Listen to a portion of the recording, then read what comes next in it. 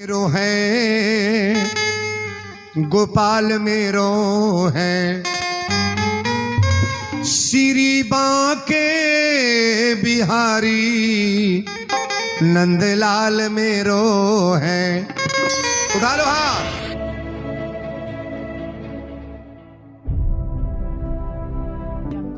गोविंद मेरो है गोपाल मेरो है, गोविंद मेरो है गोपाल मेरो है।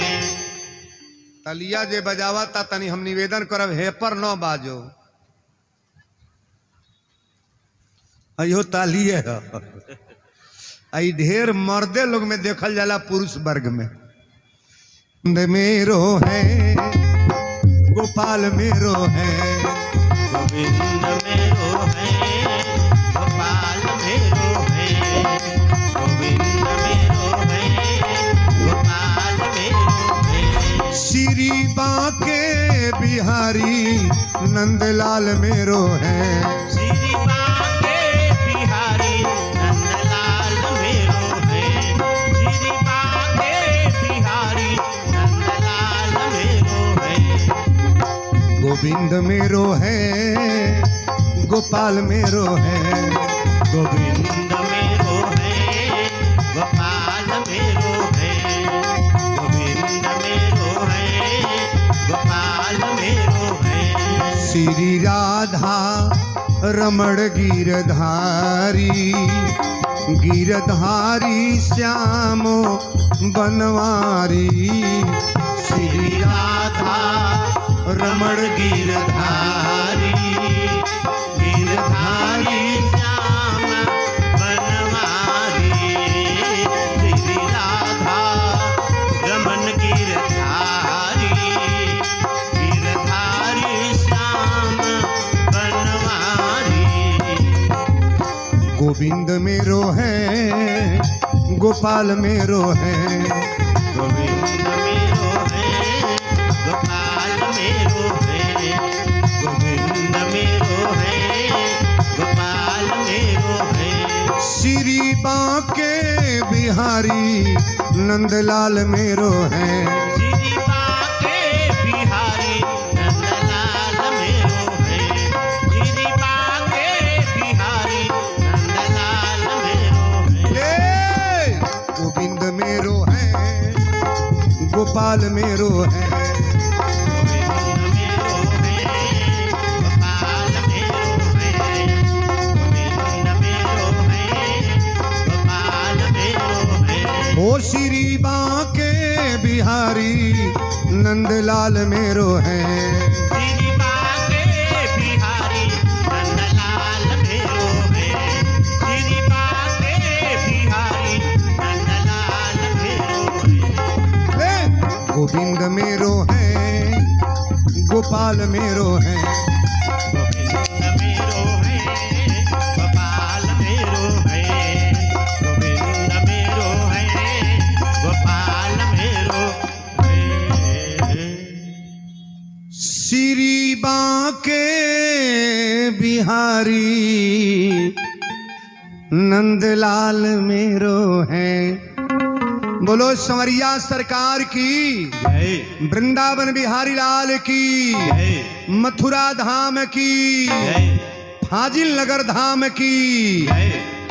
भगवान के कृष्ण जन्माष्टमी उत्सव पर जो कार्यक्रम आप लोग कराते हैं सर्च करिएगा वीरेंद्र के नाम से, और हमारे ये जो दिव्य ज्योति साउंड सेंटर जो है हमारे, ये जो हमारे वो पारस भैया जो हमारे अपने जो मालिक हैं इस साउंड ऑपरेटर का, इनका लाख लाख आशीर्वाद, जिनके रिकॉर्डिंग से पूरे देश प्रदेश में ये व्यवस्था आज धूम मचाई हुई है। और बड़े दूर दूर के लोग आज हमारे यहाँ आए, हमारे गांव से भी बहुत सारे लोग यहाँ दिखाई दे रहे हैं। मेरे हाटा मार्केट के भी कई लोग, कुछ बेटियां बहन अपनी गाड़ी से आई हैं। तो निवेदन करेंगे आप सभी लोग कथा में बैठ जाएं। अब कथा को ध्यान दें आप।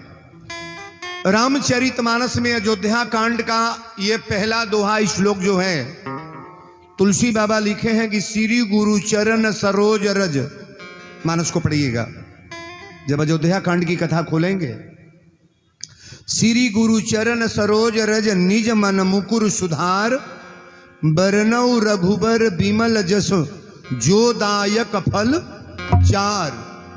बुद्धिहीन तनु जान के सुमिरहु पवन कुमार, अबल बुद्धि विद्या देहु मोहि हरहु कलेश विकार। ये अयोध्या कांड का पहला शब्द आप लोगों ने सुना। और बाल कांड का पहला श्लोक क्या है जो हम बताए थे? बरड़ा नाम और संघा नाम, रसा नाम छंद सांपी, मंगला नाम चौकर तारऊ, बंदे बाणी विनायको। ये रामचरितमानस को जो सीरियल सुनने वाले कथा के श्रोता हैं, आप थोड़ा ध्यान दीजिएगा। हम अयोध्या कांड की पहली चौपाई यही खड़ा कर रहे हैं। दशरथ जी के दरबार लगल बा। बोलो श्री दशरथ जी महाराज की जय। अयोध्या धाम की जय। से कथा प्रारंभ होने जा रही है और बड़ा प्रेम पूर्वक कथा को समझने का प्रयास आप करोगे। दशरथ जी के दरबार लगा था, सब लोग अपना कुर्सी पर बैठा था। सब दशरथ जी अपनी आसन पर बैठल बड़े और शीशा में चेहरा अपन दशरथ जी देखे लगला। तुलसी बाबा चौपाई लिखले।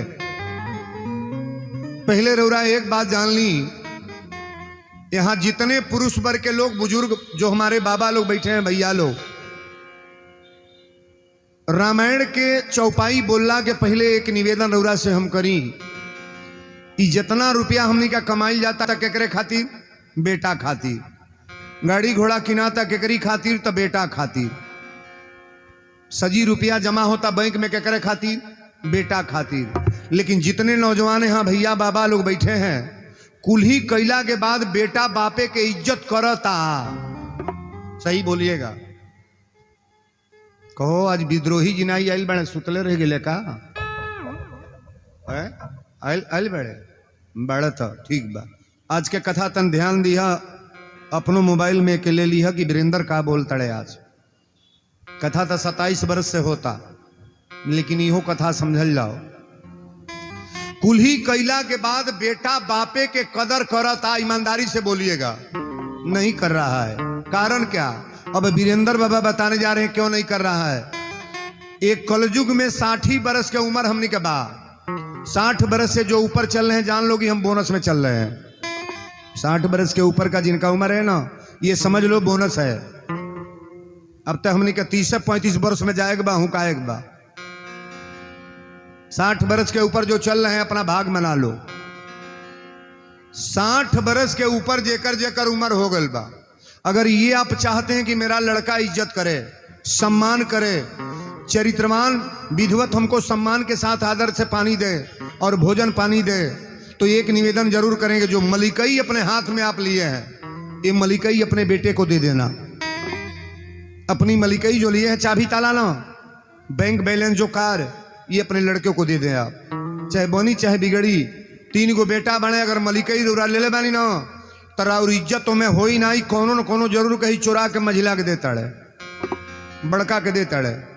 मैं आज की कथा बोल रहा हूं। तो अगर सम्मान चाहते हैं तो अपना तिजोरी खजाना अपने लड़के को सौंप दो। आइयो पार्टी सुन ले, जे जे चाबी है मैं खोसा था।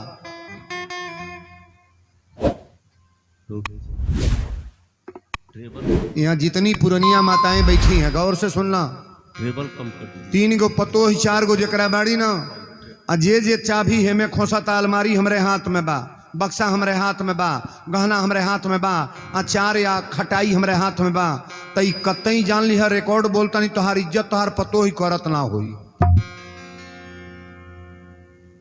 जे जे चाहता कि हमार पतो ही इज्जत करो, ई बक्सा पेटी अलमारी ओकरा कपार पर फेंक दो।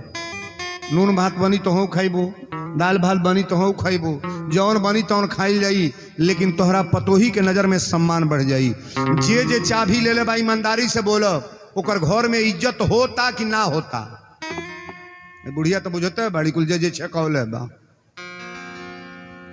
कोनो न पतोही जरूर कहो तो चोरावत तड़ी बेटी के देवे खातिर। मझिले के जानी ली, बड़की के जाने ली, धर तड़ी यही कुल खातिर तार आरती उतराई।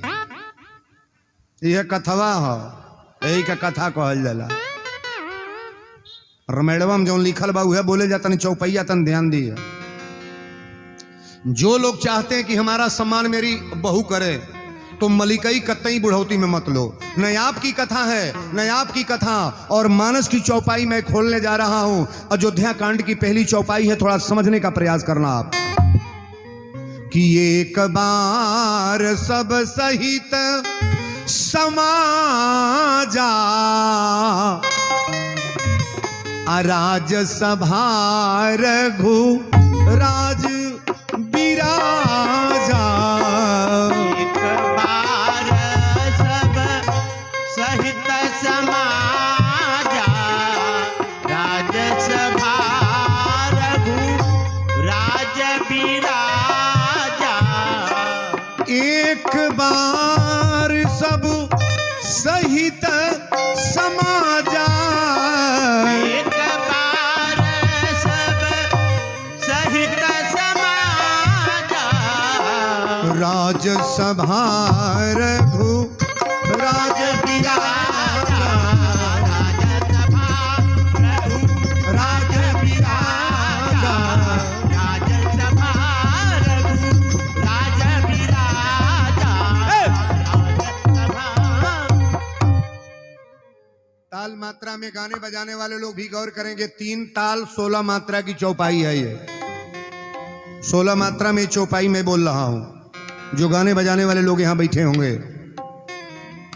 एक बार सब सहित समाजा, दशरथ जी के समाज लगा था। मैं मानस की चौपाई खोल रहा हूं, थोड़ा समझने का प्रयास करना। एक बार सब सहित समाजा राज सभा रघुराज बिराजा। श्रवण समीप भयोसित केसा। सिसवा में अपन मुहवा देखल है। श्रवण माने कान और केस माने बाल। बाल दशरथ जी जब शीशा में देखले तो 2 बार पाकल लौकल। दशरथ जी शीशा पर ताक के रोए लगले, कहले ई बार उपदेश देता कि राजा अब तू राजा बने लायक नहीं बड़ा। अब तार बुढ़ौती आ गई। अब बुढ़ौतियों में कह लड़का बने तो पिटही वाला बात न बा। अब तो जमाना बदल गल बा। भगवान कहले जब बार पाके लागी तो जान जाइए पहली घंटी लाग गई। तार बार जब पाके लागे तो बुझिए पहली घंटी लाग गई। अब तहार नियराई लावता तो कहल जहिया बार पाकी तहिया पहली घंटी लागी का। कलयुग में चल गल बा दवाई। एक दिन शीशा लेके भर का पारे पोतले बार करिया हो जाई। बार उजर कैसे लौकी। कहले दूसरी घंटी काने से कम सुनाई तो आदमियों चालू बा। कॉलेज कामे से कम सुनाई तो तनी पर मशीन चल गल बा लीड में डार ले। भगवान कहले आँखी से कम लौकी तो कहल से आँखी से कम लौकी तो एक से मॉडल वाला ऑपरेटर आयल बड़े बढ़िया से बढ़िया VIP चश्मा बना देता टना टन लौकता।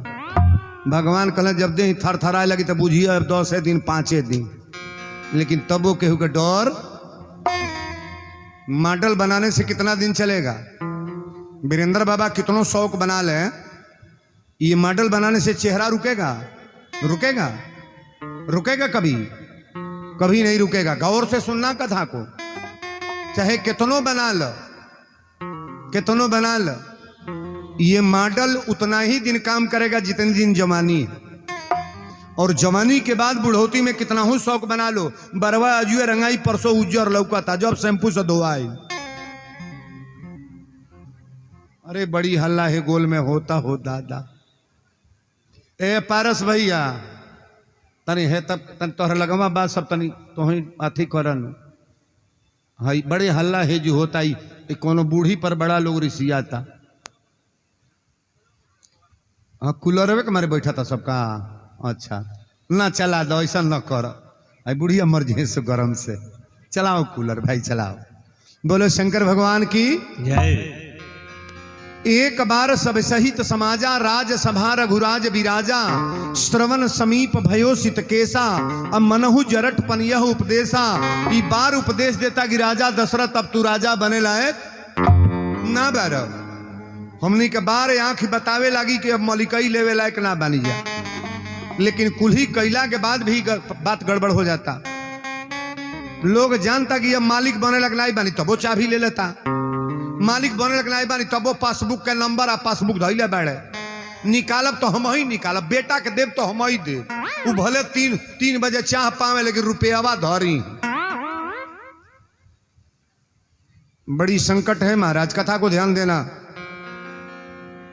एक बार सब सहित समाजा, राज सभा रघुराज विराजा, श्रवण समीप भयो सित केसा, अब मनहु जरठ पनिया उपदेशा। दशरथ जी भर भर वही कुर्सी पर रोए लगले। कहले कि बार उपदेश देता कि राजा दशरथ अब तू राजा बने लग नहीं भर, अब तू राजा मत बना, अयोध्या के राजा मत बना। दशरथ जी विचार कैले कि जहिया हमरा बेटा के जन्म नहीं भेल है तैया गुरु के दरबार में गईली। गुरु गृह गयऊ तुरंत महिपाला, चरण लागी करो विनय विशाला। गुरु जी के आशीर्वाद से राम लक्ष्मण भरत शत्रुघ्न भइले। आज यू अपने अयोध्या के राजा बनाओ तो पहले केकर राय लेहल जरूरी बा? गुरु के। गुरु गृह गयऊ तुरंत महिपाला, चरण लागी करो विनय विशाला। वशिष्ठ जी के गोड़वा जाके दशरथ जी पकड़ के रोवे लगले। वशिष्ठ जी कहले राजा ना आप रोवत कहे बानी? कहले एक दिन बेटा नहीं भइल तैया रोवत अली, जैया हमरा लड़का नहीं रहे तैया रोवत अली। आज लड़का बाने तो रोवत आइल बानी। कहले का? तो कहले अयोध्या के राजा ना रह। कहले तो कहले हमार 4 गो पुत्र बाणे, हम चाहतनी अपना ज्येष्ठ पुत्र राम के राजा बना दी। अब महाराज मलिकई नाइले बुढ़ौती आ गई। जिनको जिनको बुजुर्गी आ जाए ये पहचान करना चाहिए। आंख से न दिखाई दे, कान से न सुनाई दे, अपनी इंद्रियां काम न करें तो ये समझ जाना चाहिए कि मुझे जाने का टाइम अब हो गया है। थोड़ा होश में आ जाओ, थोड़ा होश में आ जाए आप। दशरथ जी जब ही कहे लगले तो गुरु वशिष्ठ जी कहे राजन अपनी राम के राजगद्दी दे दी, राजा बना दी। ओकरा बाद रुआ का करब? कहले सरकार अब अयोध्या ना रहब, जंगल में जाई भोजन करब। अब हम पुत्र के सारा व्यवस्था अयोध्या के राजधानी सौंप के अब जंगल में जाके तपस्या करब। गईले दशरथ जी लाइट माइक लगवा दे, कलसा धरा गए। आई अलाउ हो गए कि कल राम राजा बनने जा रहे हैं। सारे अयोध्या वासियों को मालूम होगा कि राम राजा बनने जा रहे हैं। सोहर मंगल शुरू हो गए। लेकिन एक लाइन तनी सोहर हम लोग के गा ले जा, चूंकि मंगल के बात आ गल बा। हरे पुत्र जनमावले कवन फल, सुनये मित्र पंडित हो। पंडित एकारा अर्थ बतावा तबे हम जान भी है। पंडित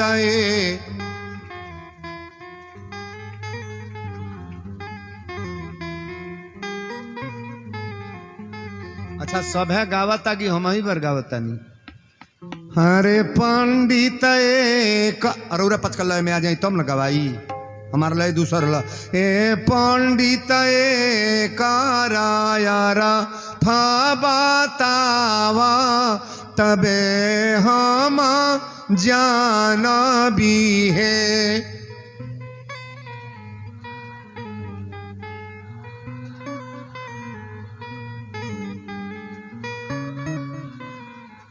बेटा जन्म वाले ही है फल, सुना हो रानी रुक्मिणी हो। रानी जब पुत्र गाया पिंडा परी है तबे फलवा मिले ले हो।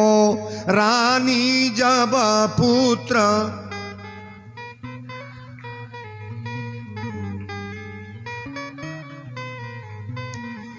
बेटी जन्म वाले कवना फल सुना हो मित्र पंडित है। ए पंडित कर अर्थ बतावा तबे हम जान भी है। पंडित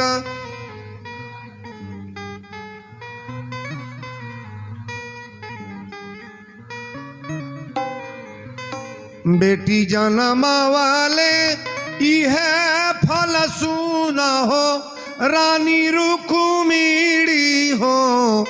रानी जब बेटी देबू कन्या दनावा तबे फलवा मिले ले हो रानी जब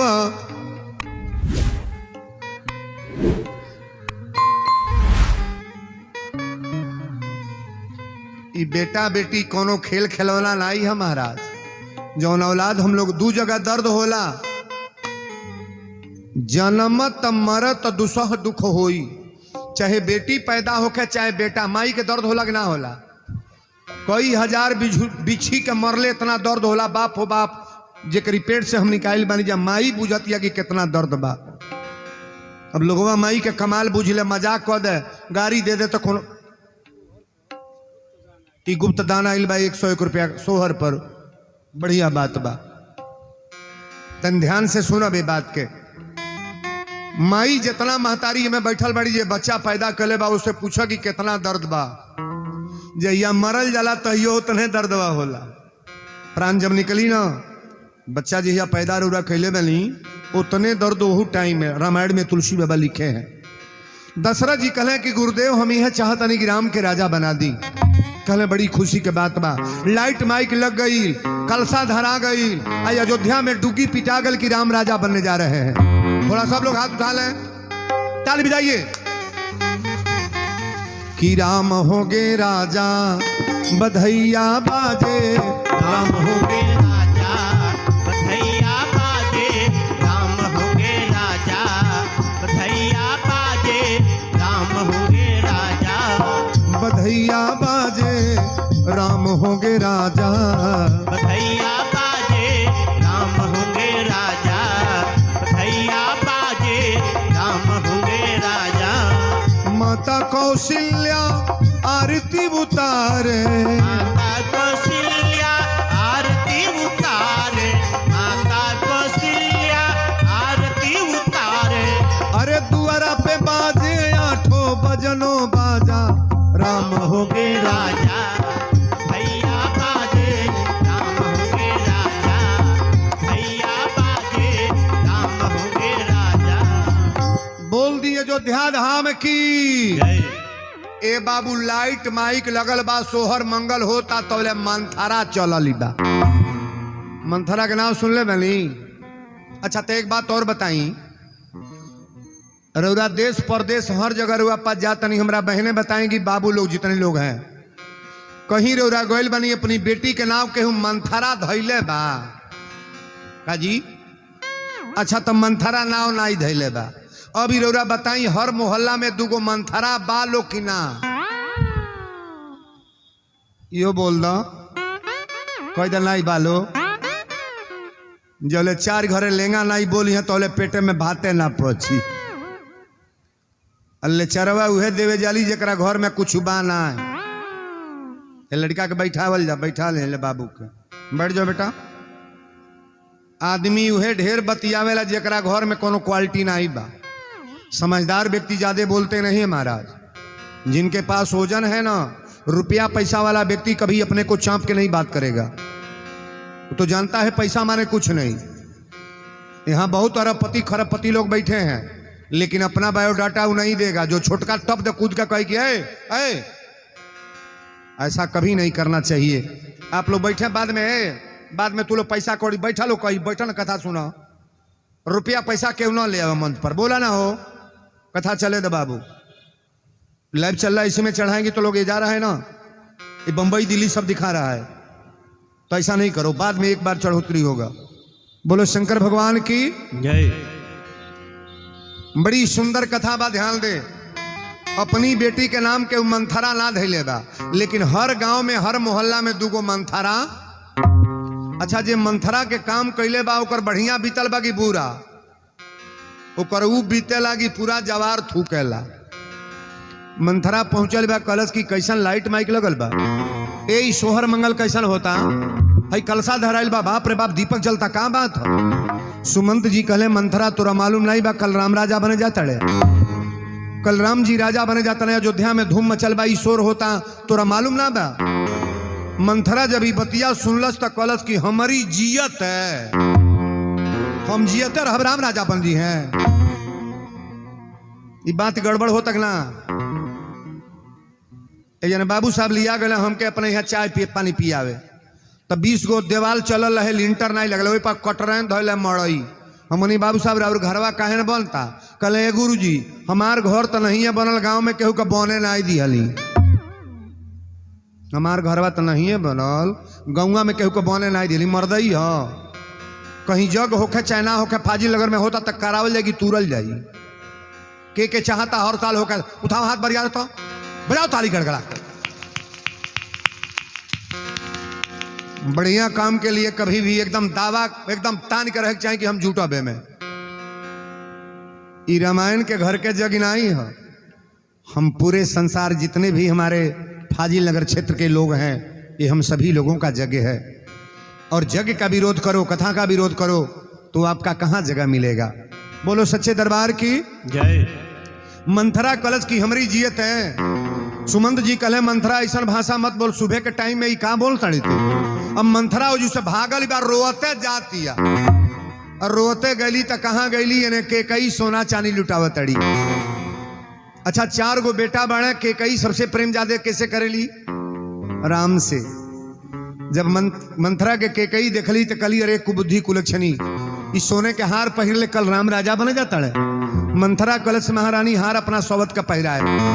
रौरा मालूम अयोध्या में का होके जाता? केकई अपना दिमाग पर सोचा तड़ी कि हम लोग सब लोग बाल बनाए हैं, श्रृंगार पटार किए हैं, कल राम राजा बनने जा रहे हैं, हम लोग की खुशी की बात है। और मंथरा इस दशा में क्यों आई है? ये राधे श्याम रामायण से 2 चौपाई। हम सब ये माथ गुछाए हैं, और तुम क्यों लटिए बिखेरी हैं? अरे दासी तू बता हमसे जल्दी, ये कैसी लक्षण तेरी है?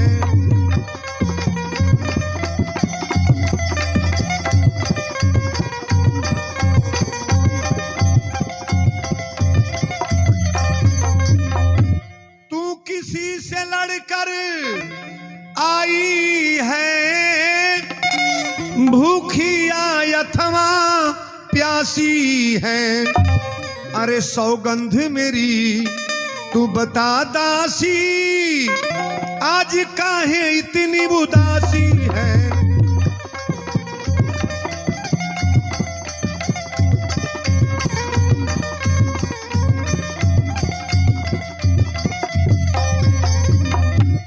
कई कली मंथरा एक बात बताओ, पहले गंभीरता से खड़ी हो जाओ। तुम्हें भूख लगी है, प्यास लगी है कि लखड़लाल ने कुछ कहा है, क्यों नहीं बोलती? मंथरा कलश महारानी हम का बोली? राउर कुशल बा ना? राउर कुशल नहीं बा। के कई कली का कुशल नहीं बा? अत राउर पुत्र भरत नैहर में बाड़ा ममहर में, राम राजा बने जाता ना दशरथ जी रउरा सदाई ले ली है। के कई कली मंथरा ये ऐसा बात काहे बोलता? टप दे बरवा पकड़ के जमीनिया पर ये कली चांडालिन कहीं के निकल जो घर से बाहर, घर फोरनी कहीं के। लेकिन मंथरा जब गिरल बा, जब रोवे लागल तक के कई के दया आ गई। औरतन के बड़ा जल्दी दयो आवेला। के कई कली मंथरा अब तब मारे के मार देहली। बताओ अपनी हृदय के बात बताओ, तोरी आत्मा में का बा? मंथरा कलश महारानी हमरे कुछ ना बा, हमरा उरी बेटा के भलाई खातिर कहतनी, और उरा हमरा बाल पकड़ के झोटा पकड़ के पटक के मारतनी। कोई नहीं पहोय हमें कहानी, आ छेड़ी छाड़ी का हो खब रानी। अरे लौड़ी के लौड़िए रहब, हम रानी ना बनब। अरे उरा घर में कबो लौड़िए रहब।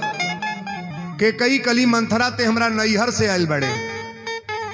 अच्छा सबसे ज्यादा प्रेम कहाँ से हो? 12 बजे राती कर मालिक आ जा कोई तन ए तन बिछौना पर से आवा, तन चाय बनावा, 4 गो रोटी से कह मिताऊ आयल बड़े। तमें जितना लोग बैठल बा केहू खड़ा हो जल्दी, भन भन भन भन में बिछौने पर करी। ले ले 12 बजे रात के लोह बुरवा हमारी मान का बनावल हम ना कुछ करब, हम ना करब। अब 12 बजे रात के 3 मंजिला पर सुतल बाड़ी पेटीकोट पहिर के। एक बेर कोई दा कहाँ बाड़ू? तारा नैहर के फलानवा लो पेटीकोटवे पर बेटे पर तक कूद जाई। कहाँ बारू रो? पूड़ी बना दी, एक गिला दूध बा पियबे। नैहर नैहर न ह, मंथरा केकई के नैहर के ह। प्रमाण तई मिलल बा केकई के चाचा के बेटी है। जब केकई के विदाई होखे लगल तो लोग कहले के ले ले जा, चाहे रानी बना के रखी है चाहे नौकरानी। केकई के दया अगल की नैहर के ह तनिको कष्ट होई तो हमरो पड़ी, बहिया पकड़ के उठावे लगली, मंथरा बहिया झाड़ दे। दूगो चीज अकेले निक नहीं लगला, अकेले कोहनाइल अकेले रोवल। घर में केहुनाई बासास पतो देवरान जेठान अकेले के रिसियाई के करे पर रिसिया यहाँ के मन हरिया करे जाई और रिसियाला उहे कि सास जो यहाँ कहीं दुल्हनिया चल अब खा ला तो हट जा हम नहीं खाई, ननद कहीं भाभी चल अब खा ला तो हट जा हम नहीं जाई। रिसियाल तबे निक लगल 4 जने मनुआ में और रोलो तबे निक लगल जो 2 जने चुपवा में। सरे हम बढ़ के केहू रोई केहू हमें जे बड़ा रोइया होकर जाके तन रोवे ना सड़क पर बैठ के, एक बार रोइया ओकर बाद तकिया कोनो आवता कि नहीं आवता। ये दोनों चीज अकेले निक नहीं लगल। के कई बहिया पकड़ के कली मंथरा ते जौन आज कहबे तौने कर बोल तो रिक्शा का बा। मंथरा कलश महारानी हमरा रोला पर रौरा कष्ट मत करी, हमारी आत्मा में ही कष्ट बा कि हम रौरा बेटा के भलाई खातिर कहली हाँ और रौरा हमके मारा तनी, कोई नहीं पहोई हमें कहानी अचेड़ी छाड़ी का होखब रानी, हम लौड़ी के लौड़ियर हम रानी ना बन। के कई कहली आज जौन ते कहबे तौने करो। तो मंथरा कलश हमार बात मानब कहली हाँ तो टप दे कहलस कि 2 बरदान भूप सन थाती आ मांग हुआ जो जुड़ावहु छाती। अगर हमार बात रे हुआ माने के तैयार बनी तो 2 गो वरदान राजा दशरथ जी के लगबा। देवासुर संग्राम में जहिया जीतल बने रौरा चलते आई दोनों वरदान रौरा मांग ली। के कई कली कौन वरदान तो वरदान यह मांगा भरत के राजगद्दी मांग ले और राम के 14 बरस खतर जंगल में भेज दे। के कई कली मंथरा बात तो तुर बड़ा अच्छा बा लेकिन वरदानमा मांगब कैसे। मंथरा कलश की जाके रौरा को भवन में गिर जाई, साड़ी वस्त्र बढ़िया उतार के फेंक दी, गहना बिखो फेंक दी, फटा पुराना कपड़ा पहिर कर रौरा लेट जाई। आज जब दशरथ जी 3 गो रानी बाड़ी सबसे ज्यादा प्रेम दशरथ जी कैसे करल है के कई से रौरा जाके कोप भवन में गिरी। अब उनका जरूरत हो रौरा लग जब सुनी है तो धावत जाई है। हाँ तो के कई है तो कैलिए बाबू तुलसी बाबा लिखले कि जहां सुमति तहां संपत नाना और जहां कुमत तहां विपत। अब जो सोहर होत लब जो रोना पिटना शुरू। के कई जाके साड़ी वस्त्र बढ़िया साड़ी खोल दहली, फटा पुराना कपड़ा पहन के गहना बिखो उतार दहली आ कोप भवन में जाके गिरल बड़ी। जब दशरथ जी पूछले कि महारानी के कई कहाँ बली, सुमित्रा जी कली नहीं गई बड़ी महल में देखी। ए महाराज जब दशरथ जी गई बड़ा सुनले कि कोप भवन में के कई तब पैर आगे बढ़ाओ तने बढ़त ना बा, कांपे लगले कि आखिर के का कह दिया। और जब लगवा गईले तो तुरंत कहले कि प्राण प्यारी मृग नैनी। के कई यही तरह केसिया खोल के खड़ा हो गईली।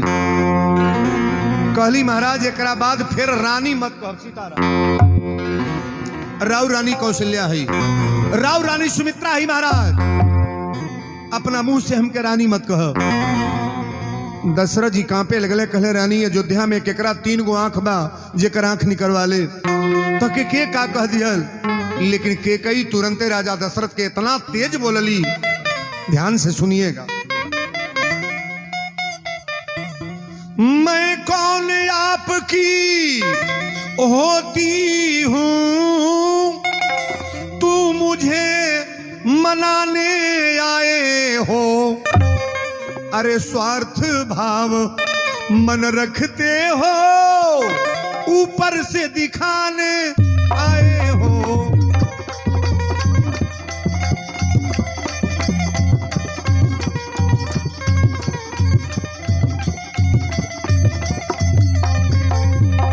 यहाँ कौन किसी का होता है, ये दुनिया लालच करती है। अरे बिन मांगे मोती मिलती है, मांगे से भीख न मिलती है।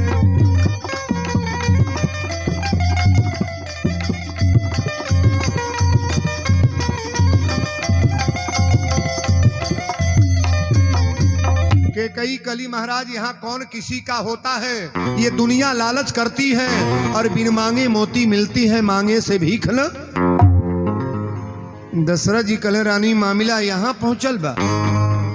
अच्छा ये बतावा, जब से तो के शादी करके ले आयल बनी, हमसे तू का मंगलू की ना दिहली? के कई कली का मांगी, दुइया को तो वरदान देवे कले बनी, आज ले रो कबो मन पड़ेला, कबो दे ही ले। दशरथ जी कले आज 2 गो नहीं 4 गो दे। को गो दे? 4 गो। तू दिल खोल के मांग ले रानी, के कई कली हम वरदान। इन बच्चों को थोड़ा डांटिए, कथा चल रहा है, बीच में डिस्टर्ब न करें। बैठाओ कायदे से, बैठाओ। यहां कोई वॉलंटियर खड़ा करें, बच्चे इधर आए जाए ना, ऐसे ऐसे न करें। बोलो शंकर भगवान की जय। के कई कहली महाराज, रउरा हरदम कही ले मांग ल कबो देवे के तैयारी बनाई ले। दशरथ जी कहे रानी आज दिल खोल के मांग ला, हमारा आत्मा गदगद बा, राम राजा बने जाता ने, हम तो के 4 गो वरदान दे। के कई कली अगर 4 गो वरदान दे, तब पहले रउरा हमार बात ही है बा, पहले वरदान मंगला के पहले राम की कसम आप खा लें, जो राम के राजा बनाओ जाता नहीं। अच्छा बताइए, बात ओजन में होता कि छोट होता? बेटा के कसम। हमारी बहनें गौर करें, अपने पति से कभी अपने पुत्र का कसम न खिलाएं। जौन महिला अपनी बेटा के कसम मर्द से खियावेली, वो नारी विधवा होली, रामायण का प्रमाण है, ये रामचरितमानस का शोध है। और बड़ा गौर से कथा को समझिएगा। सब कसम खियाए, लेकिन कबो न कहो कि तू अपने बेटा के कसम खा के कहो ही हो कि ना। के कई तुरंत कहली कि महाराज भूपति राम शपथ जब करई, तब मांगे जय बचन मंत्र। मंत्रा कहले रहे, पहले राम के कसम खिया ले। दशरथ जी के आंख में आंसू आ गए, कहले रानी जौनी राम से इतना प्रेम तुहू करेलू हमहू करीले, ओ राम के कसम काहे खियाओ तरु? के कई कली महाराज पहले राम का कसम खाइए।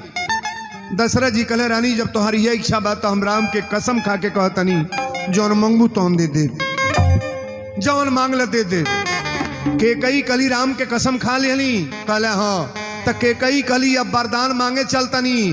दशरथ जी कहले रानी चुनौती मत, हमरा अयोध्या के नियम बाका, रघुकुल रीति सदा चली आई,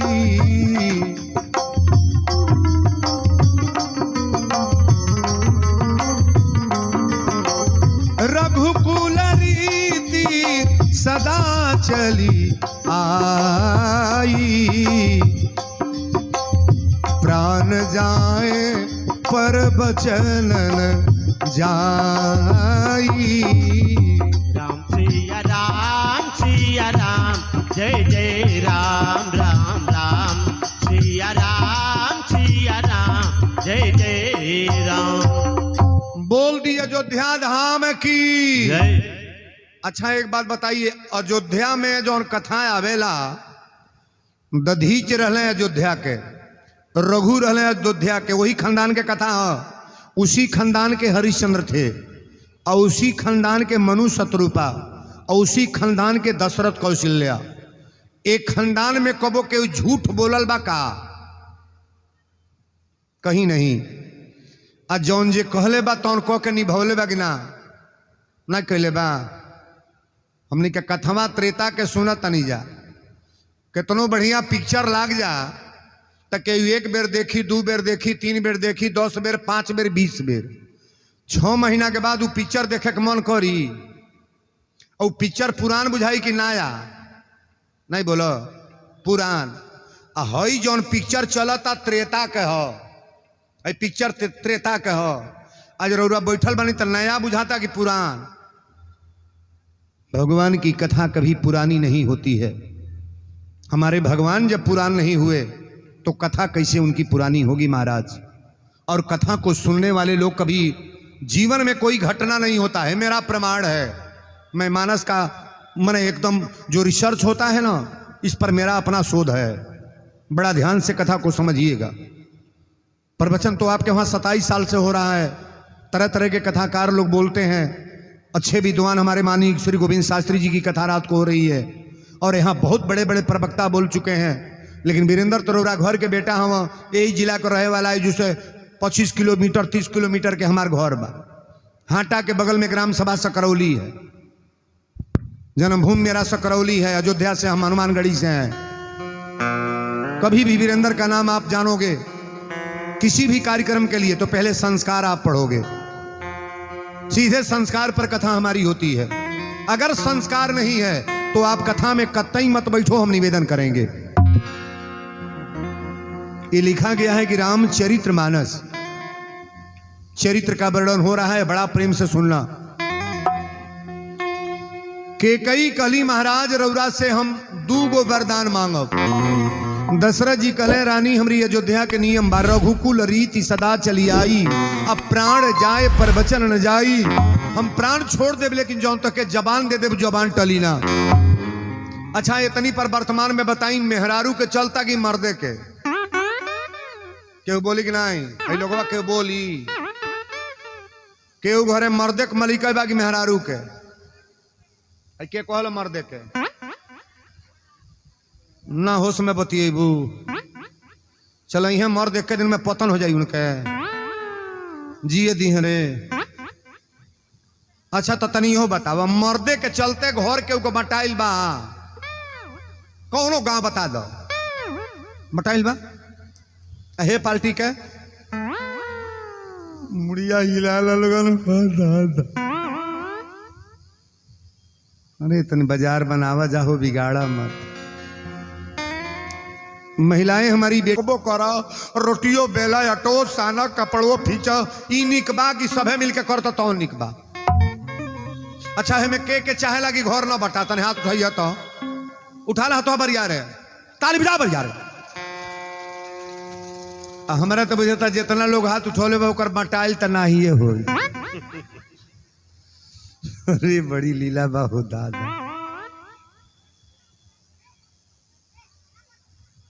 खाली बिगड़ले के फेर में न रहल जा हो दादा।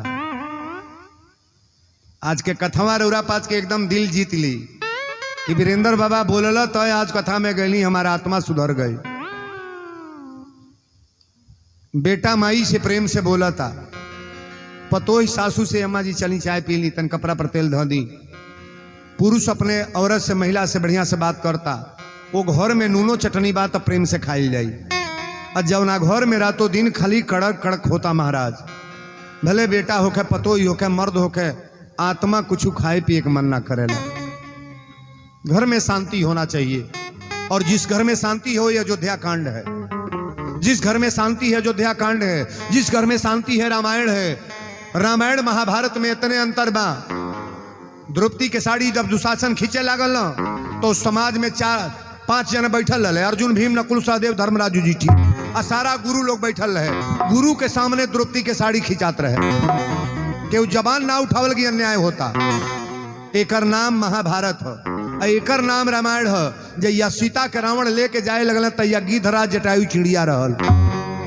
रास्ता में रावण से लड़ाई भइल कि ना, जटायु के कोरा में लेके भगवान रोले हो, गिद्धे के कोरा में लेकर रोल है। अब पितामह जी जब मरे लगल तो सजी शरीर बाण से चलनी भइल है। सिही की मरल बाड़े प्रमाण आप पढ़िएगा। निमन काम करके जे मरी ओकर एहू जू बनाता हो जू बनी। आ जेकरी दिमाग में यह बागी खाली बिगड़बे करब तो यहाँ भी बेटा पति घर बर्बाद होगा और वहां भी तुम्हारा बिगड़ रहा है। हो जू रजिस्टर धइल बा हो जू इन्हें तो लिखल बा। उ भरत जी एक ठो गीत गौल बड़े एक लाइन बजा दो, जियते न जियते न बात पूछे, जियते न बात पूछे अरे घर के परानी, अमुअते दियात बा पिपरवो के पानी।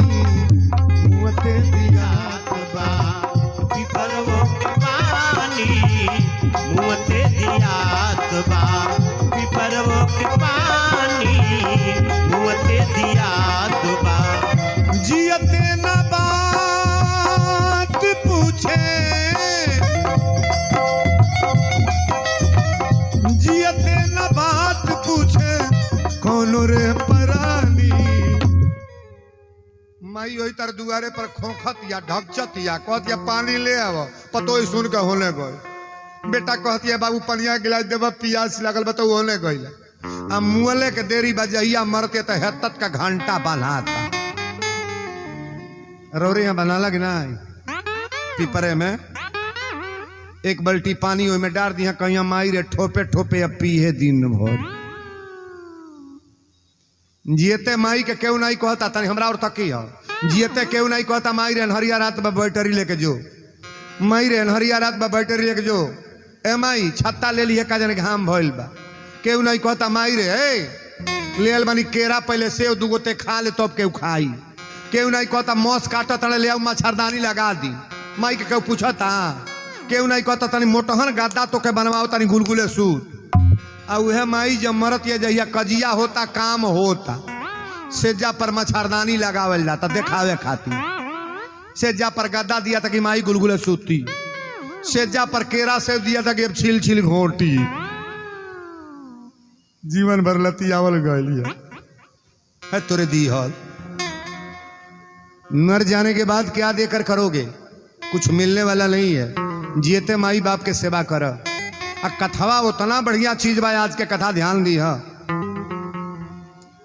दशरथ जी कले रानी बतावा तू दिल खोल के मांग ला मांगे के तोहरा का बा के कई कहली पहले राम के कसम खा ले आई कहले कि रघुकुल रीति सदा चली आई अब प्राण जाए पर वचन न जाई तब के कई खुश हो गई अब जौन मांगब तौन मिली पहला वरदान का मांगली हमारे विद्वान लोग गौर से सुनेंगे पहला वरदान के कई का मांग रही हैं सुनहु प्राण प्रिय भावत जी का आ देहु एक बर भर थही टीका भरत के राजगद्दी मंगली दशरथ जी हंसे लगले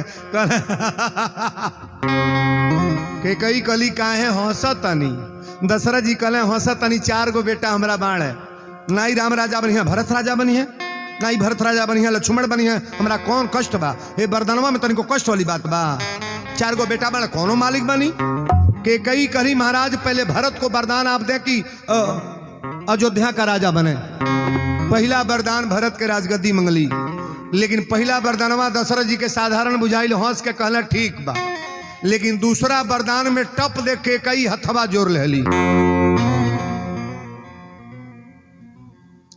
पुरुष वर्ग के लोग यहाँ जितने हैं थोड़ा गौर करना अगर यापन औरत है तर हाथ जोड़ के खड़ा हो जा तई कतई जान ली है या तो ढेर दिन जिए के बने तो जल्दी है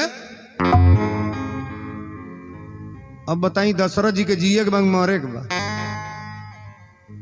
रमेड़वे बोलता नहीं हथवा जोर के खड़ा हो गई लिए बाब जीवन में कबो ये तरह हाथ अरे तो दशरथ जी के कहले के देरी बा तू हमके आदेश द का करे के बा मर्द कौन बा की महिला के बात ना मानी हथवा जोर के खड़ा भैली तो दशरथ जी हिले लगले दशरथ जी कहले रानी तू हाथ काहे जोर तड़ू के कई कली महाराज दूसरा वरदान में मांगने चल रही हूँ तुलसी बाबा लिखले कि दूसर बर मांगत कर जोरी दूसर बर मांगत कर जोरी दूसर बर मांगत कर जोरी पुरवाहु नाथ मनोरथ मोरी नाथ मनोरथ मोरी बोल दिए अयोध्या धाम की जब दूसरा वरदान हाथ जोड़ के मंगली तो दशरथ जी हिले लगले कहले रानी दूसरा वरदान में दिल खोल के मांगले तोहरा का मांगे के बा टप दे उहे बतिया कहली जौना से दशरथ जी के मरे के बा का कहली तापस देश विशेष उदासी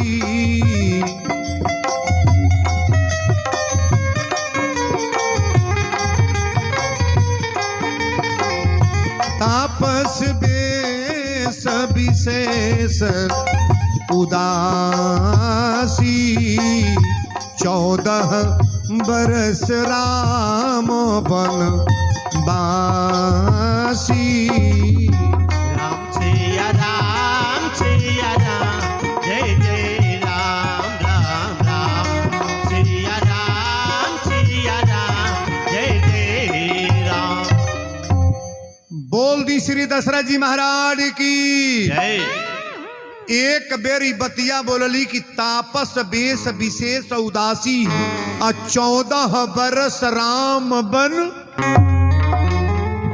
दशरथ जी हड़ाक दे जमीनिया पर गिर गए, आ गिर के छतिया पर हथवा लगा के खड़ा होता है, लेकिन खड़ा ना हो पौले। कहले रानी तू वरदान मंगलू कि दशरथ के प्राण मांगतड़ू। ई कौन वरदान मांग लेलू? के कई कली पहले रोरा खड़ा हुई हमरा बात को सुनी ना। दशरथ जी कहले रानी वरदान जौन मंगले बड़ू ऐसे हम जियत ना रहब। ऐसा वरदान मत मांगा रानी, राम के तपस्वी के भेष में जंगल में मत भेजा। अगर राम तपस्वी के भेष में जंगल में जी तो हम मर जाए। राम जो तपस्वी के भेष में जंगल में जी तो हम मर जाए। रानी के कई कली रोरा राम जंगल में जी तो मर जाए। तो पहले राम के कसम काहे खैली हो? अरे इहो कहली है कि रघुकुल रीति सदा चली आई, तब रोवत कहे बानी?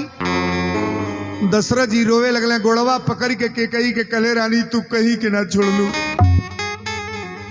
राम के तपस्वी के भेष में जंगल में मत भेजा रानी। अगर राम जंगल में जे तो हम मर जाए। के कई कली महाराज अब रोरा तमाशा मत खड़ा करी। अयोध्या में सब लोग प्रतिष्ठा वाले लोग हैं, सत्य बोलने वाले लोग हैं। आप जब जबान दे दिए हैं तो या तो जबान को नहीं करें आप। दशरथ जी कांपे लगले, कहले रानी राम के जंगल में मत भेजा, हम जियब ना। के कई कली राम जंगल में जई हैं तो रौरा मरब, और ना जई हैं तो बिहने सुबेरे हमार चिट्ठी निकाल जाई। दशरथ जी कहले रानी तो से निवेदन करतनी राम के जंगल में मत भेजा, मर जाए तब विधवा हो जाए, केहू रही ना घर में। के कई कली हमरा इहो संतोष बा। दोहावली में छंद लिखले बड़े, लोठानी प्रतिज्ञा ये देश की रानी, अब आज अयोध्या में काट बोआ जा। अलाख वशिष्ठ समझावे भले कि राम वियोग में जी है न राजा। कि लाख वशिष्ठ समझावे भले अब राम वियोग में जी है न राजा। अके कई कहे प्रण छोड़ब ना, भल ही बिहने मोर मांगी धोआ जा। महाराज हम विधवा बन के रहब, संतोष बा, लेकिन राम के जंगल में भेजी आप। बड़ा ध्यान से हमारी बेटियां बहन माताएं गौर करेंगी। महिला अगर चाह देगी तो महाराज बने हुई राजगद्दी को तुरंत किस रूप में बदल देगी, भगवान की कृपा। बोलो शंकर भगवान की जय। लोठानी प्रतिज्ञा देश की रानी, आज अयोध्या में काट बोआ जा। अल्लाख वशिष्ठ समझावे भले कि राम वियोग में जी है न राजा। अके कई कहे प्रण छोड़ बना, भले ही बिहने मोर मांग धोआ जा। हम विधवा बन के रह। दशरथ जी गोड़वा पकड़ के कहले कि रानी तो से आज हमारा हाथ जोड़ के निवेदन बा। धरती पर केहू पुरुष अपना मेहरारू के सामने तरना रोल बा। आज चक्रवर्ती नरेश दशरथ जी के कहल जात रहा, तहरा गोड़ पर गिरे तड़े। राम के जंगल में मत भेजा रानी। के कई कहली महाराज आप अयोध्या नरेश ही। अरे उराई कहले बानी कि रघुकुल रीति सदा तो रोई मत। दशरथ जी कहले रानी अगर राम तपस्वी के भेष में जंगल में जी तब मर जाए। के कई बार बार मानत नहीं की। दशरथ जी कहले रानी एक बात दिल खोल के सुन ल, राम तो तपस्वी के भेष में जंगल में जई है, चल जी है, लेकिन हमरा मृत्यु बा लिखल जाइया, मर जाए तहिया हमरा नाम पर लोग थूकी। जे राजा रहल तो मीटिंग जुटा के काहे नहीं राम के जंगल में भेजला हो, ताकि घर में कमरा में तोके वरदान दिले बनी। कोई भी काम होता है तो समाज में होता है, तो के कमरे में तोके हम दे दिले बनी जबान की राम जंगल में जा। अगर ये गांव वाले जवार वाले दुनिया वाले सुनेंगे तो मेरे नाम पर थूकेंगे। मर गईला के बाद दशरथ की बदनामी बहरानी। के कई एक बात और सुन ले, आज तो के आखिरी बात अपनी दिल से कहतनी। अपनी जीवन में चाहे जो बेर हम तोहरे लगाए, कहीं मिलब तोहर चेहरा अपना जबान से ना बोलब न देखब। एक बात और सुन ले, आखिरी वर्ड हमार बा। जीवन में धरती जबले रही, त्रेता की कथा हमारी बहनें बेटियां गौर करेंगी। दशरथ जी करेगी रानी, ये पृथ्वी जबले रही, आसमान जबले रही, सूरज चंद्रमा जबले रही हैं, अपनी बेटी के नाम केहू के कई ना धरी रानी, तोहर नाम केहू धरती पर ना धरी। के कई कही महाराज इतना कठिन शब्द रउरा काहे बोलतनी। दशरथ जी कहे रानी आज हमरा आत्मा में बहुत कष्ट बा, तहार नाम अपनी बेटी के नाम केहू के कई ना धरी। आप लोग जितने लोग इस कथा में आए हैं, किसी ग्राम सभा में चाहे किसी गांव पर बताइए कोई अपनी लड़की का नाम के कई रखा है? रखा है कोई? पढ़े लिखे लोग हमारे बहने बेटियां जो बाबू लोग घूम रहे, थोड़ा बैठा लो बाबू, शांति से बैठ जाओ, बैठ जाओ, कायदे से कथा चल रही है। अपनी लड़की का नाम कोई केकई नहीं रखता है। और यहां जो पढ़े लिखे मास्टर बैच के लोग हैं, एक बात बताइएगा, केकई को निंदनीय मानते हैं कि वंदनीय? नहीं बोलेंगे? केकई निंदनीय है कि वंदनीय?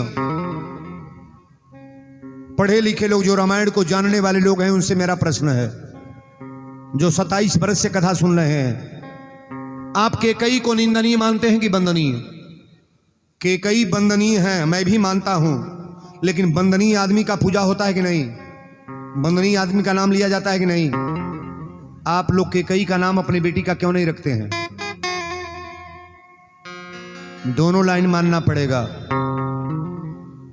आध्यात्म से अगर देखोगे तो केकई जितना तपस्या करके राम को जंगल में भेजी हैं, कोई माताएं उतना समस्या सह नहीं पाएंगी, उतना दर्द नहीं सहेंगी महाराज। और आधुनिक समाज से देखोगे तो केकई को निंदनीय माना जाता है, आपका समाज निंदनीय कहता है। ये जो दुनिया वाले लोग हैं, बोलो सच्चे दरबार की जय। दशरथ जी कले गिरानी, तोहार नाम अपनी बेटी के केहू नाम केकई ना रखी। अब जमीन पर गिर के राम राम दशरथ जी रोवत अड़े। 8 बज गए, राम जी राजा बने वाला बड़ा तनी हमारा और ध्यान दे, बात बदला था। अयोध्या में कईयों हजार लोग जुटल बा, पूछल लो कि महाराज चक्रवर्ती नरे दशरथ जी कहाँ हैं? राम राजा बनने जा रहे हैं। कौशल्या जी कली राम स्नान कल, पीयर धोती पहिर, तो के राजगद्दी होके जाता, लीलार पर चंदन लगा लो, दीपक जलाता, सारा अयोध्या में तैयारी दूसर होता है, इन्हें तैयारी दूसर हो गए। सुमंत जी के भेजा गए कि सुमंत जी जाके देखी कि चक्रवर्ती नरे दशरथ जी महाराज कहाँ बनी। सुमंत जी गईले तो देखा तड़े कि राम राम राम राम। सुमंत जी जब देखला दशरथ जी के पिलक के रोवल, सुमंत की आंख में आंसू आ गए। कहले कि महारानी यहाँ के काहे इतना परेशान बनी? के कई कली सुमंत हमरो मालूम नहीं बा, का जानी का कारण बा कि राते से राम राम राम राम, कौन चिंता राम खातिर धैले बा, रामे खातिर रोवत रही। सुमंत जी से कहली कि जाके पहले राम के बुला ले बा। राम जी दौड़ल बड़े, जब राम जी गईले तो देखले पिताजी के हालत, जाके अपना पिता दशरथ जी के पहले पैर छू के प्रणाम कैले। कहले पिताजी रौरा काहे चिंतित बनी?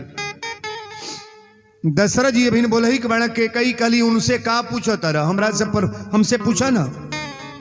राम जी कहले माता श्री का कारण बा? पिताजी ये हालत में गिरल बनी, बेहोशी हालत में। के कई कली पुत्र राम तोहरी पिता के लग दूगो वरदान हमारे रहल, आई दूरू वरदान आज मंगले बनी। कहले कौन वरदान? आ तो भरत के राजगद्दी मंगले बनी, आ तो के 14 बरस तपस्वी के भेष में जंगल में जाएगा बा। राम जी हंसे लगले, कहले माता तू आज हमारे वाली कैले बैठू।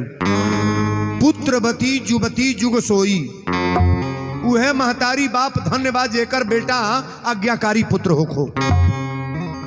उहे महतारी बाप धन्यवाद जेकर बेटा बात मानत होके।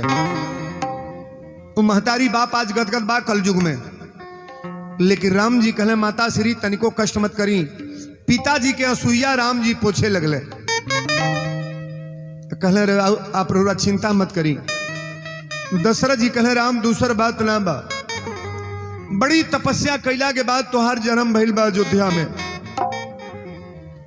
दशरथ पुत्र जन्म सुनिकाना, मानहु ब्रह्मानंद समाना, जाकर नाम सुनत शुभ होई, मोरे गृह आवा प्रभु सोई। परमानंद पूरी मन राजा, आ कहा बोलाऊ बजावहु बाजा, जैया तोहार जन्म भइल बा दरवाजा पर बधाई बजवली। आज अपना आँखी के सामने अपना बेटा के जंगल में भेज दी। हम कवना तर से रह बाबू। जब दशरथ जी के बात सुनले तो राम के आंख में भी आंसू आ गई। 3 गो चीज हमनी का जीवन में एक बार मिलेला। अपनी माई के लेखा केहू माई ना मिली। अपनी माई के लेखा, आप जितने श्रोता है थोड़ा ध्यान से सुनिएगा। अपनी माई के लेखा केहू माई ना मिली।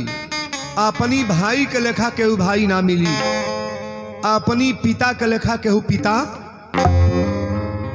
हम एक दिन बात ही बोलल रहली, बेटा अगर दुआरी पर आवता तो बाप कहले कि आ गई तो कहीं आ गई। एक दिन कहले रहली बतिया, बेटा दुआरे पर आवता न तब पिताजी कहीं आ गई तो आ गई। आ तनी लेके अंदर जइहे तो माई कही ये बाबू कुछ खैला कुछ खैला तो कहिया कि माई हरदम खैल के कहेली। आ जब तनी लेके कोठरी में जइहा भीतर तो मेहरारू कहतिया केतना कमैला। 3 गो लाइन बा। बाप कहले आ गइल, आ माई कहतिया खैला है कुछ, आ मेहरारू कहतिया कितना कमैला है। तीनों में कौन निमन बात बा?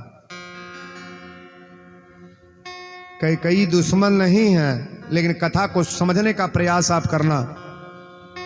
हमारे जीवन का सुपरस्टार कथा चल रहा है अयोध्या कांड, और 2 दिन 3 दिन जो कथा चलेगा आप ध्यान से सुनिएगा कि वीरेंद्र क्या बोल गए।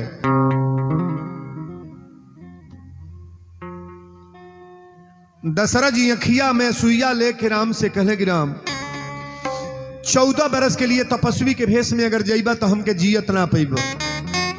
राम जी कहले पिताजी 14 बरस के अवध कोनो ज्यादा दिन ना बा, हम जाए माइयों का बात रह जाई, रौरो बात रही, और 14 बरस के बाद हम लौट के आई, फिर पिता के बोध पुत्र देवे करी महाराज। राम जी कहले कि माता श्री तनिको चिंता मत कर, चल तनी माई से आज्ञा ले ली। तो कौना माई के लग गई? कौशल्या के लग। कौशल्या के जाके प्रणाम कैले, कहले माता श्री प्रणाम। कौशल्या कहली राम है पियर धोती पहिरा राजा बने जाता है, लाइट माइक लगल बा, सब व्यवस्था हो गई। राम जी कहले माई हम राजा बन गईली। कौशल्या कहली कहाँ के राजा बन गए? कब? अभी तो सारा कलसा धइल बा, वेद मंत्र होके जाता, गुरु वशिष्ठ जी सब लोग जुटल बा। कहले कि पिता दे ही मोहि कानन राजू। कानन माने जंगल के राजा हमके पिताजी बना दिले। कौशल्या कहली जंगल के राजा? कहली का है?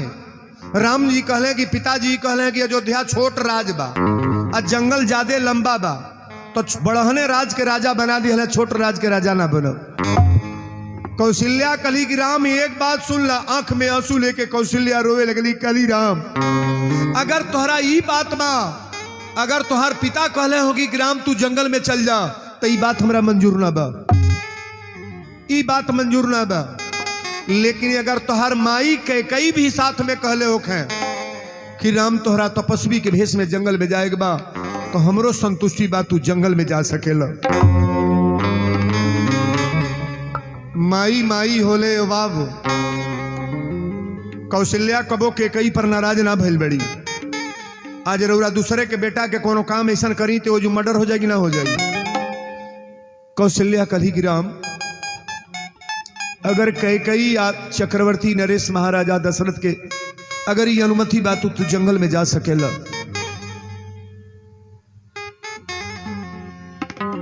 माई के प्रेम बड़ा बरियार है।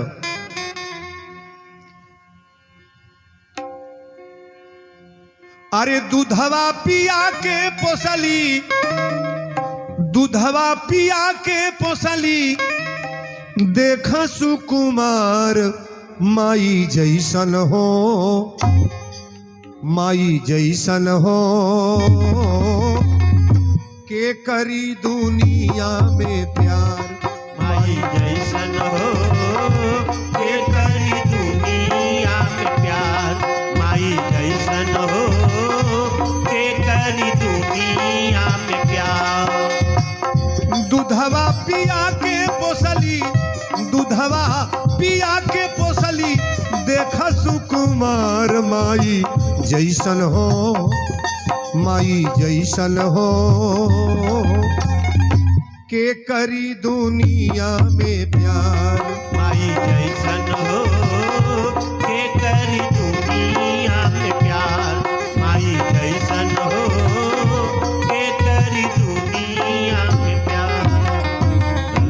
कौशल्या आंख में आंसू लेके कहली कि राम जब अगर ई इच्छा बा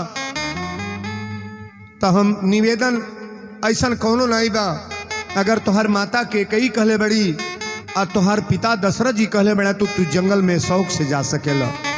जब कौशल्या कह दिली तो सीता दौड़ल बड़ी कहली कि नाथ हम चलब। राम जी कहले तू जंगल में हमरा साथे का करे चलबू। तार पिता जनक जी पूछिए तब हम का बताएं। वरदान हमके मिलल बा तापस बेश विशेष उदासी और 14 बरस राम वनवासी, तो साथे तू काहे चलबू। सीता कहली महाराज रौरा प्राण हई हम शरीर हई, इस शरीर में प्राण न रहे तो हम जियत रह, बिना जल के मछली जीवित ना रही।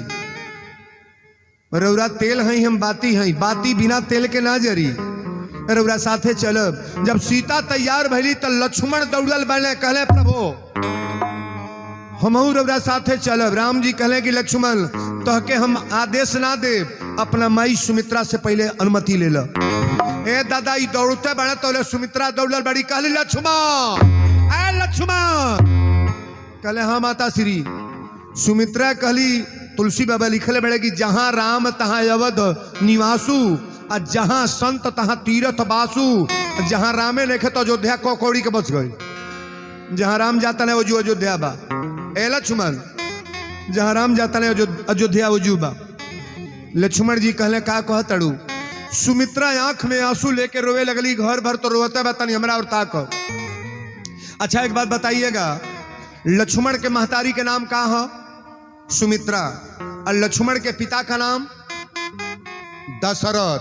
ध्यान से सुनिएगा, लक्ष्मण के माई के नाम सुमित्रा और पिता के नाम दशरथ। लेकिन ये जो तुलसी बाबा चौपैया इतना बढ़िया लिखल है कि रौरा समझ में आ गई सुमित्रा का कहली। सुमित्रा कहली लक्ष्मण हम तहर माई नहीं है, हम तहर माई नहीं है। लक्ष्मण जी कहले का कह तड़ू, वनवास के टाइम में ऐसा शब्द का है। सुमित्रा कहली लक्ष्मण तहर माता हम नहीं है, आ तोहर पिता दशरथ ना हवा। लक्ष्मण जी कहले काहे ऐसा बोल तड़ू। सुमित्रा कहली लक्ष्मण हमरा बात के दिमाग पर डाल लिया। लक्ष्मण जी रोवे लगल, कहले माता श्री ऐसा शब्द काहे बोल तड़ू। सुमित्रा रो के कहली कि तात तुम्हारू मातु वैदेही, आ पिता राम सब भांति सनेही, पिता राम सब। लक्ष्मण तहर माता हम नहीं है, तहर महतारी सीता है। लक्ष्मण जी सीता के का कहले बड़े, भौजी की माता। थोड़ा ध्यान से सुनिएगा। तात तुम्हारू मातु वैदेही, अब पिता राम सब भांति सनही। तोहर माता सीता है और तोहर पिता राम है। आज के बाद पिता के सेवा और माता का सेवा करे खातिर तू तपस्वी के भेष में जंगल में जा। अपनी बेटा के हुए तर भेजी कहीं, लेकिन धनी है अयोध्या कांड महाराज। राम लक्ष्मण के लेके जब सुमंत जी चले लगले, सारा अयोध्या वासी लोग घेर ले, कहले कि प्रभु रौरा के छोड़ के हमनी के अयोध्या हमनी के साथे चलब जा। सारा लोग चले लागल, लेकिन कैसे भाव बा, सभी लोग भाव से गाएंगे। छा गई है अवध में उदासी, राम जी आज बन जा रहे हैं। आ गई है अवध में उदासी, राम जी आज बन जा रहे हैं। आ गई है अवध में उदासी, राम जी आज बन जा रहे हैं। छा गई है अवध में उदासी, राम जी आज बन जा रहे हैं। रो रहे हैं अयोध्या के वासी, रो रहे हैं अयोध्या के वासी। राम सीता लखन जा रहे हैं, रो रहे हैं अयोध्या के वासी, रो रहे हैं अयोध्या के वासी। राम सीता लखन जा रहे हैं। पीट पीटती अपनी छाती कौशल्या, रो रो कहती है माता सुमित्रा। पीटती अपनी छाती कौशल्या, रो रो कहती है माता सुमित्रा। अरे तोड़ कर अपनी माता से नाता, तोड़ कर अपनी माता से नाता, मेरे प्यारे ललन जा रहे हैं। तोड़ कर अपने माता से नाता, तोड़ कर अपने माता से नाता, मेरे प्यारे ललन जा रहे हैं। तोड़ कर अपने माता से नाता, मेरे प्यारे ललन जा रहे हैं। बोल दी सच्चे दरबार की, राजा रामचंद्र की, भक्ति और भगवान की, अयोध्या धाम की। सुमंतल जी लेके गईला है बाबू, ई कथा रौरा के सब जनी के मालूम बा। जितना लोग साथे गईल है केहू साथे से घूमे ना, भगवान के पीछा केहू छोड़ी। एक बात सुन ली, गांव के लोग ऋषियाई तो कुछ ना बिगड़ी, पटीदार ऋषियाई तो कुछ ना बिगड़ी, टोला महला नाराज हो तो कुछ ना बिगड़ी, विधायक संसद प्रधान ऋषि है तो कुछ ना बिगड़ी, लेकिन भगवान नाराज हो जाए तो कुछ बिगड़ी हो। भगवान ये बताओ कुछ बोचल की सजी गए, सब चल गए। भटही माननीय श्री प्रभुनाथ शुक्ला जी 2100 ताली बजाएगा बढ़िया रे।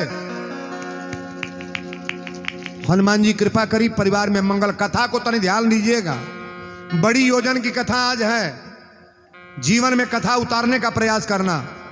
हम डायरेक्ट रौरा के ले चलतनी ओके केवट के लोग, जहां तुलसी बाबा लिखतनी कि मांगी नाव न केवट आना, आ कहीं तुम्हार मरम मैं जाना। जेकर मरम कौशल्या ना बुझली, तनी हमरा और ताको, ई केवटे के जाति पहले में कहता कि कहीं तुम्हार मरम मैं जाना। अच्छा बताई, भगवान के मरम के जाने ला? भक्त जाने ला कि घमंडी? घमंडी आदमी के सामने कोई भगवान नहीं है, घमंडी आदमी के सामने कोई कथा नहीं है, घमंडी आदमी के सामने कोई देवी देवता नहीं है। उतर रुपये कमाई या रातों दिन वही फेर में रही, आ जाई तहिया सजी लेके एक बार चल जाई। पता कर, जो अभिमानी आदमी मार्केट में बा न, ओकरा सामने ही कथा प्रवचन ना बा। पैसा न केहू तो बैठल जा, काहे न बैठा तड़ लोग, बैठा नु घर जा तड़ लोग, बैठा चुपचाप, पैसों में भागल जाता। कथा सुना, कथा कहां जाता, पैसा भागत नहीं बा। अच्छा हमें जितना लोग आयल बा, केहू ऐसनो बाप बिना देहले जाला, सब लोग दे देला। जब टाइम आई तो 2 मिनट का टाइम दिया जाला। हमारी कथा में वो आओ सोनम जाओ सोनम वाला काम नहीं हुई। एकदम आवा पैसा दो, हम बोली आवा जा, ऐसा ना। एक बार आओ सोनम, एक बार, एक बार, बार बार उठना बैठना नहीं है। साइलेंट शांति से बैठे रहो। 5:30 पौने 6 होला, वही तरह हमारे घंटी बाज जाइए, अब उठा, अब खड़ा होकर आरती करावे जाता नहीं। पैसा तो दे ही के बा। अब वीरेंद्र बाबा 1 लाख बेर मंगिया, जो नाई देव के बा कतई नाई दे। लेके आयल एक जने 10 के नोट ले रहे आरती में डारे खातिर, 10 के नोट आरती में डारे खातिर ले रहे। कबो आरती में डारे नहीं, दान दे नहीं, तो दान मंगली तो ना दिहले, आरतिया में डारे के ले रहे तरह हथवा में चपले रहे आरती में डार। तो आरती जब गोल तो देखा था ना, और नोटवा भीज गल है। तो कहले बाप रे बाप, नोट तो रोआ था, पानी एक देही में से गिरत आई, कहता हमके दीह मत। तो आरतियो छुच्छे गोड़ लाग ले, फिर थैली में धो ले। निराले जरा नहीं देव को हो कतनो है बाबू। वीरेंद्र बाबा डायरेक्ट भगवान के बोला दी तो बहु 200 रुपया दे ना, और जरा देवे के बाबू होजू आड़े बैठल बाबू हो आके कही वीरेंद्र बाबा है 100 रुपया हमार बोल दे। ये रुपया हमार नहीं है, भगवान के दरबार में जाता है, लिखल जाला रुपया जो हम दान दिया था, और तो सब फेल बा। भगवान राम जी केवट से नाव मांगत अड़े, जहां लिखल बा कि नाम ले तो भव सिंधु सुखाई, जेकर नाम लेहले पर समुंदर सुख जाला। जा सुनाम सुमिरत एक बारा और उतर ही नर भव सिंधु अपारा, सारा दरिया उनका नाम लेहले पर पार होता। उनका नाम जो ने पत्थल पर लिखा था पत्थल तैरता। आज एगो केवट से नाव मांगत अड़े और वो कहता नाव नहीं ले आई, कहीं तुम्हार मरम मैं जाना। मांगी नाव न केवट आना, आ कहीं तुम्हार मरम मैं जाना। कौशल्या राम के मरम ना जल्ली, भय प्रगट कृपाला दीन दयाला कौशल्या हितकारी।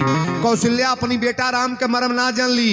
लक्ष्मण हूं यह मरम न जाना, जो कछु चरित रचा भगवाना। लक्ष्मण भाई के मरम ना जन ले, शंकर जी राम के मरम ना जन ले, ब्रह्मा जी राम के मरम ना जन ले। आई केवटे के जाति पहले में कहता कि कहीं तुम्हार मरम में, मरमवा भगवान के जाने ला। एक कथा में जे बैठल बाबू हमार मरम जानी कि या कि घरे सुतल बते, जे बैठल बते तो बुझते बा। जे नहीं आ पाओ तो सोचत हो तनी चल मोबाइलवे पर देख ले तनी वीरेंद्र बाबा ये न हो तो मोबाइलवा में हेमे अंतर बा, हो नहीं अंतर, बहुत अंतर बा ना। इतना लोग देखे के नहीं मिली नजर पर। आई सब भगवान के भक्त हैं, जितने लोग आए हैं, सारा काम धाम छोड़ करके सभी लोग आए हैं। संख्या नहीं पूछना है कितने लोग हैं, इस सारे व्यवस्था को बनाया जाए तो बड़ा भाव से सुनिएगा। केवट कहले कि कहीं तुम्हार मरम में जाना। लक्ष्मण जी कहले भैया ये कौन मरम जानता, पहले हमने के खानदान के मरम कहता। राम जी कहले लक्ष्मण तू जो चुपाई लई हो, हमके बोले दो। भगवान राम कहले कि नाव ना लीब। केवट कहले सरकार हम नाव तो ना ले आए। कहले काहे, त कहले कि छुअत शिला भई नारी सुहाई, अपाहन ते न काठ कटी नाई।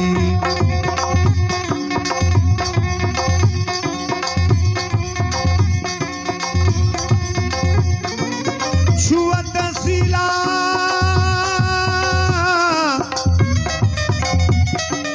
छुअत शिला भई नारी सुहाई, पाहन तेन काठ कठी नाई। राम सिया राम जय जय राम राम। राम सिया राम जय जय राम। बोल दिए अयोध्या धाम की जय। केवट कहले सरकार काठे के नाई, ई काठे के नाई है। अब पत्थल के नारी अहिल्या रही और चरण छुआइल है त नारी बन गईली। आई काठे के नाई पर नाव लात धरी, अब मेहरारू एगो बन जा तब तो हमार जोड़ा लागल बा। लक्ष्मण जी कहले अब तमाशा शुरू कैले बा। भगवान कहले नाव नहीं ले। केवट कहले सरकार ना नाव तो ना ले आए। कहले तब केवट कहले सरकार पहले रोरा गोड़ धोवाली, पैर अपन धोवाली। केवट वही पार से बोला तड़े अरे धोवाला गोड़वा हो, अरे धोवाला गोड़वा हो धोवाला। सगरी यही बेही में बीमारी बा, यही में अहम के चाही ना खेवाई हो धोवाला गोड़वा। हमके चाही ना खेवाई हो धोवाला गोड़वा। हमके चाही ना खेवाई हो धोवाला गोड़वा।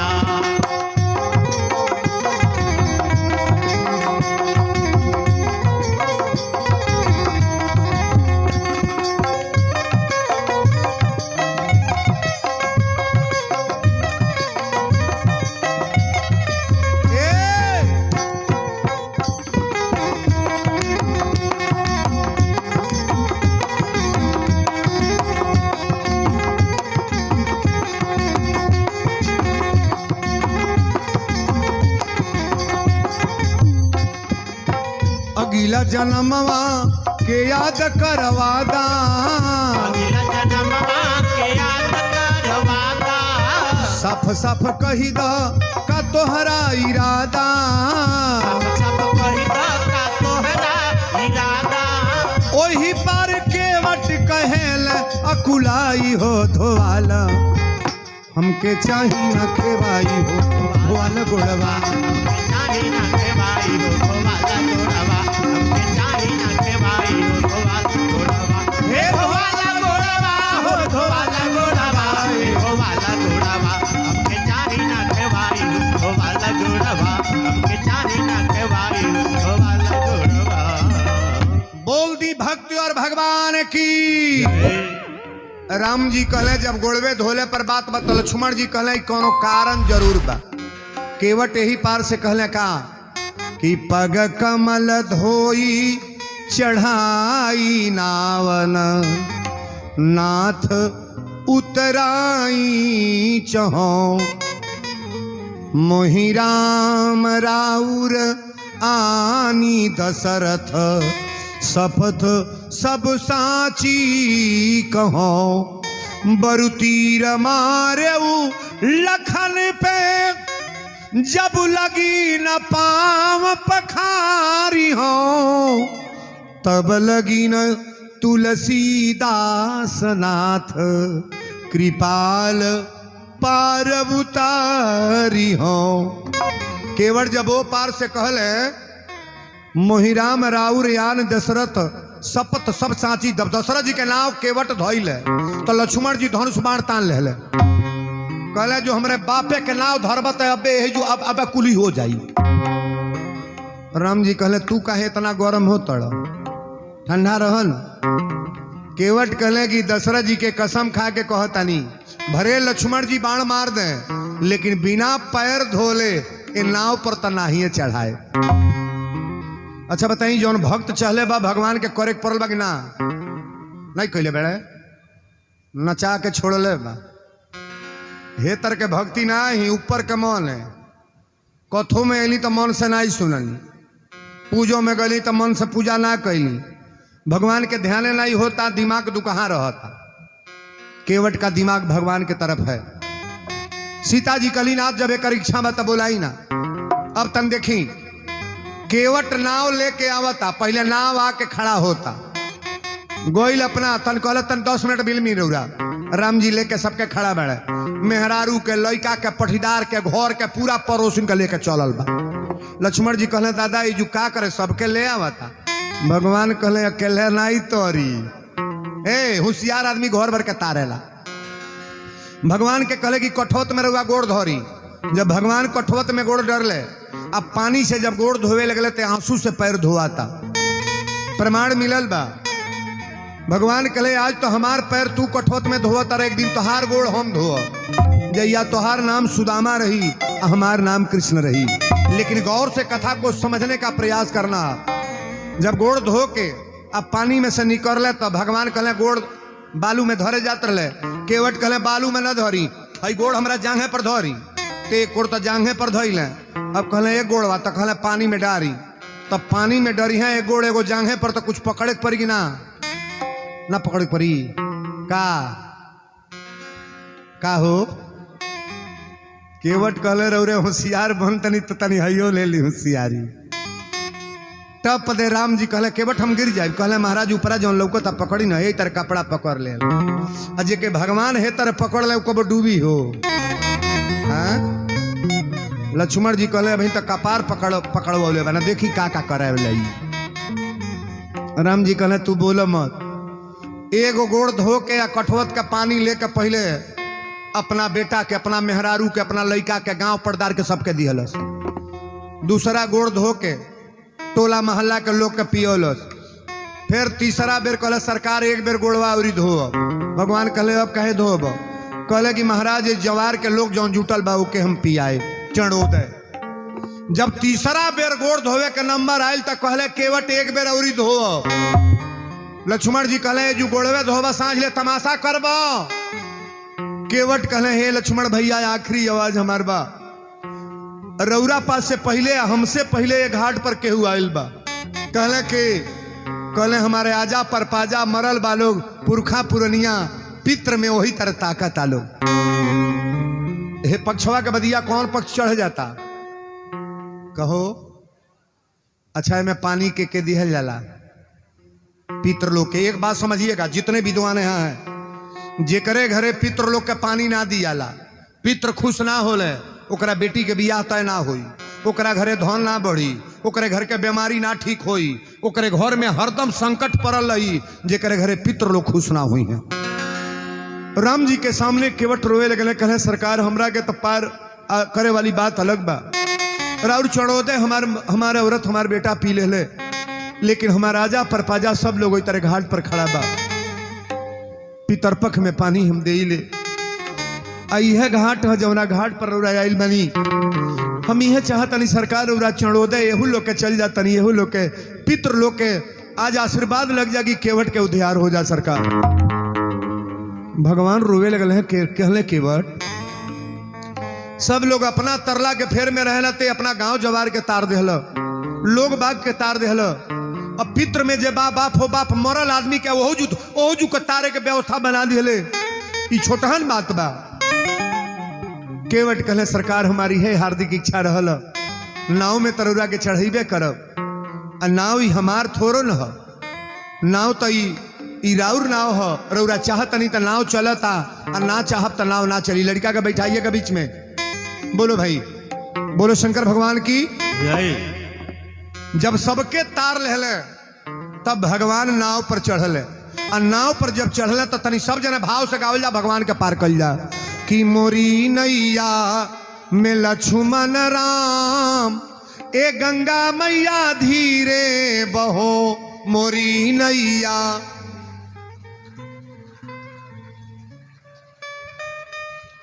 अरे के करी नैया के करी गंगा,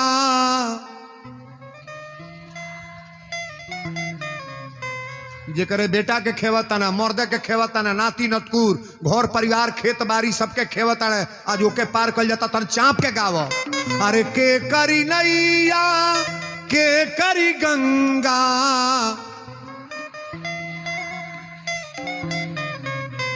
अरे के कर हमें लक्ष्मण राम, ए गंगा मैया धीरे बहो, अरे के कर हवा।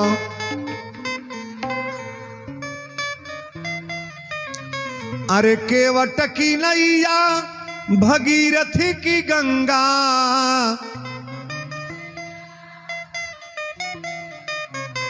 अरे केवट की नैया भगीरथी की गंगा,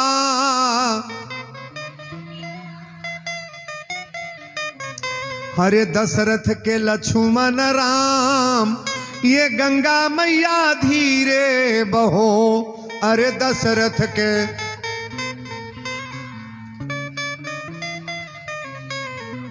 तुलसी बाबा लिखनी की उतरी खाड़ भय सुरसरी रेता, सिया राम गुह लखन समेता। भगवान जब वो पार उतरल बने, अच्छा बताई, केवट भगवान से वार्ता कैला ह, केवट भगवान के गोड़ धोले ह, नाव पर चढ़ौले ह, ओ पार ले गईले ह, ले केवट राम जी के दंडवत कैले ह, आ वो पार केवट उतरी दंडवत कीन्हा। केवट दंडवत कहाँ कैले बा, ओ पार की ये पार, ओ पार। इतना बुर्बक नहीं बा, एहू में लोगवा यह सोचता बरदानवा दे दी लड़का के नौकरी लाग जाई तब लड्डू चढ़ाई, नहीं बुझाता। भगवान इतने बुद्धू नहीं है, सब जानते हैं। बोलो शंकर भगवान की जय। अब यहाँ कथा आपको हम बड़ा मार्मिक कथा बीच में छोड़ रहे हैं, लेकिन इस कथा को सुनाएंगे। आज कथा केकरा केकरा बढ़िया लगा था तन हाथ उठाइएगा, ताली बजाओ बढ़िया रे। और ई निवेदन जरूर करब, जे बुझत होके भगवान हमके खेवा ताड़े, ओकर रुपया हमरा मंच पर चाही, आ जे बुझत होके हमने अपने आपे चलत हनी, ओकर रुपया ना चाही। पहले पुरुष वर्ग के लोग आएंगे कि भगवान को खेवाई हम दे दें, परमात्मा जिसके परिवार को खे रहे हैं। पुरुष वर्ग के लोग जितने लोग हाथ उठाए हैं सब लोग यहाँ आ जाएं कि वीरेंद्र बाबा ही हमार दान ली।